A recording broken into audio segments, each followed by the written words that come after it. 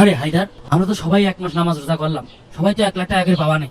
তা তুই এই টাকাতে কি করবি নি? আরে শোন, 50,000 টাকা দিয়ে একটা মোটর সাইকেল কিনবো, আর 50,000 টাকা দিয়ে তেল ভরবো আর খালি ঘুরিয়ে বেড়াবো। আরে শুধু ওরবো ওরবো। তা তুই এতগুলো টাকা দিয়ে কি করবি? বয়স তো মেলাই হইল, এই টাকা কয়টা যদি আমি পাই তাহলে আমার মেলা দিনের একটা শখ আছে, একটা বিয়ে করবো। চুলটাও পেকে যাচ্ছে, একটা বিয়ে করলে মনের মধ্যে একটা শান্তি। এই টাকাটা পালিয়ে আমি বিয়ে করবো।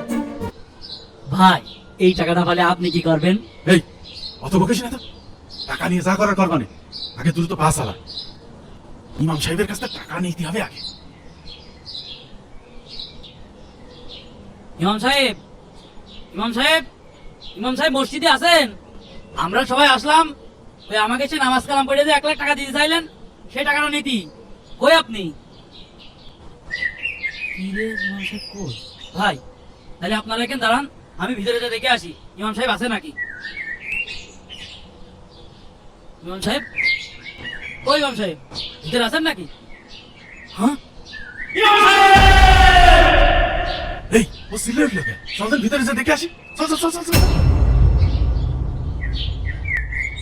ইমাম সাহেবের কি হলো? ইমাম সাহেব কি মারা গেল নাকি বেঁচে আছে? এটা জানতে হলে আমাদের পার্ট 2 ভিডিও দেখতে হবে। খুব তাড়াতাড়ি আসছে পার্ট 2।